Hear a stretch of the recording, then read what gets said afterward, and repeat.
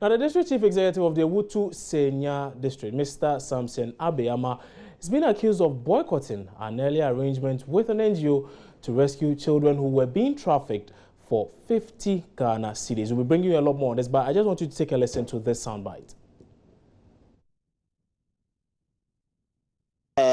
We are here today in Wutu Senya to do a raid to prevent children from being trafficked to Lake Volta. Senya is one of the most affected communities in Ghana as far as trafficking of children to Lake Volta is concerned.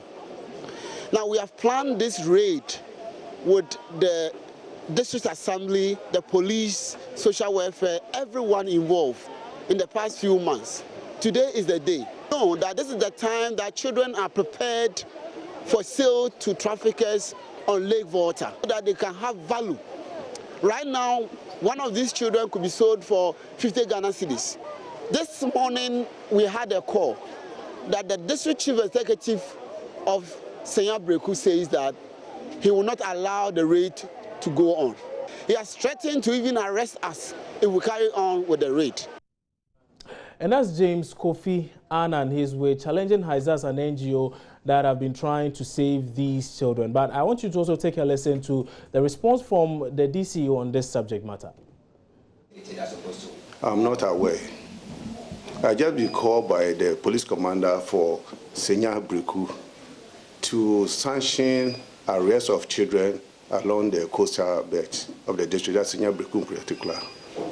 That baffles my mind a bit, because if there should be any action of that, it should trigger from somewhere. So I don't know what warrants the arrest of the children along the coast. I don't know. I don't have an idea about it. And we should respect the right of human beings. The children, if there's any issue, we need to discuss what's the issue. The stakeholders must be brought together so I will see the way forward. But I don't know, how do you, I have no idea about how to arrest the children this morning. But you halted the activities? Myself? Yeah. I don't know. Okay, so it's quite an interesting story there, and it's a developing story. We are actually bringing you a lot more on this a bit later on, so do stay tuned to Joy News. We'll be bringing you a lot more up on this story. We just decided to bring you a teaser of it.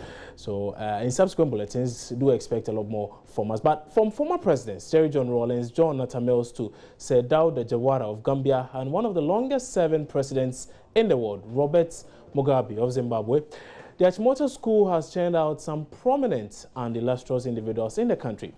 But according to the headmistress of the school, its days of being the high school for presidents may well be numbered. Beryl Richter explains why in the following report. Achimota School is one of the oldest and prestigious second-cycle institutions in the country.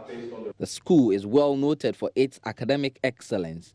Achimota has for the past few years been struggling with maintaining her competitiveness.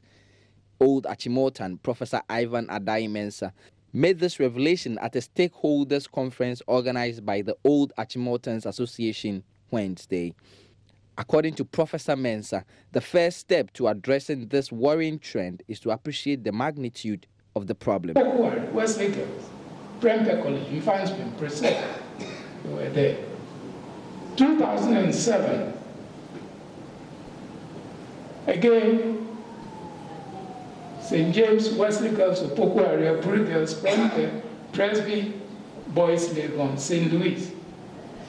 You see some non-familiar schools there too, but many of the familiar schools were there. Again, top 10.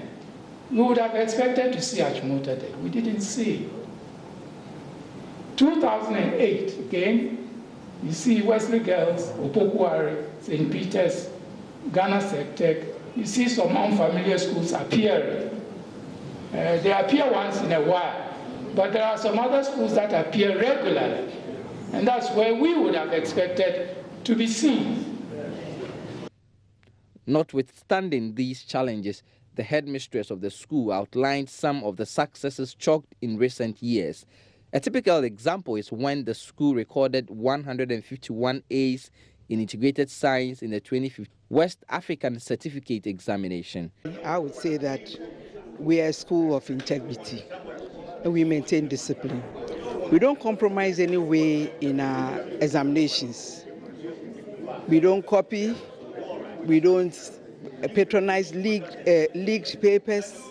So we'll maintain that. Like I said earlier, even if we are school number 500 and our students are students with integrity, that when they go out, they are praised. I made in my presentation universities, renowned universities outside in America, Canada, and everywhere, coming to the school to see exactly what is in the school, that we train children like that.